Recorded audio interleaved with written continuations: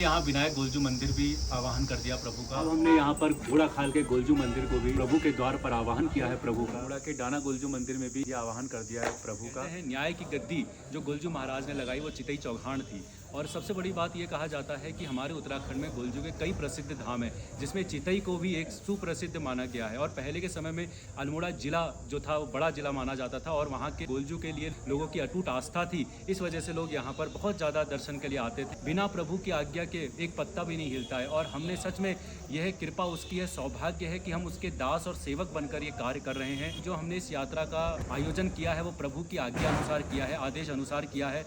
एक दास और सेवक बनकर 25 अक्टूबर को दिन शनिवार पड़ रहा है। वो यात्रा जो है वो फतेहपुर से निकलेगी हल्द्वानी से 9 बजे के करीब। उसके बाद ये यात्रा जो जाएगी वो विनायक गोलजू मंदिर। उसके बाद जो दूसरा पड़ाव रहेगा वो घोड़ा खाल मंदिर गोलजू का रहेगा। तब धारी बाला गोरिया कहा गया है, उस रूप में गोलजू महाराज घोड़ा खाल में विराजमान है। वहाँ पर एक जागर का आयोजन किया जाएगा, दिन का भोजन होगा वो वहाँ पे होगा। उसके बाद हम लोग सब डाना गोलजू की तरफ जाएंगे जो अल्मोड़ा में पड़ता है। डाना गोलजू में एक नौबत लगाई जाएगी, वहाँ पर एक तरीके से देव आवाहन होगा।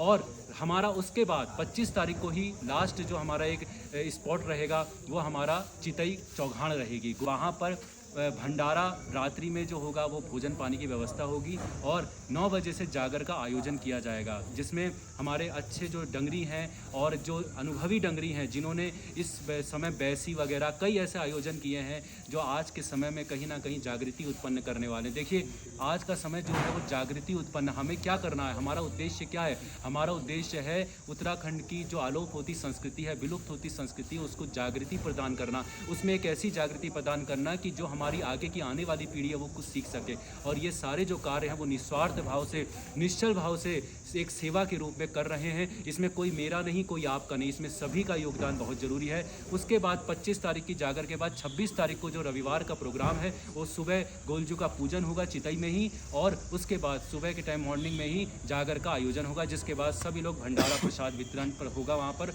और भंडारा भोजन पाके अपने अपने घर को प्रस्थान कर सकेंगे। हर चीज़ का हमें व्यवस्था करनी पड़ती है, सभी चीज़ होती है तो उसमें कहीं ना कहीं हर चीज़ की तन मन धन सभी चीज़ का सहयोग होता है। इसीलिए हमने कभी किसी से नहीं कहा कि हम बिल्कुल ये सारी चीज़ें फ्री में कर रहे हैं, ये चीज़ नहीं, ये सब चीज़ें आपके सहयोग से होगा और आप ही के कहीं ना कहीं जो शक्ति है, हमारे जनता की शक्ति है, उसी के कारण होगा।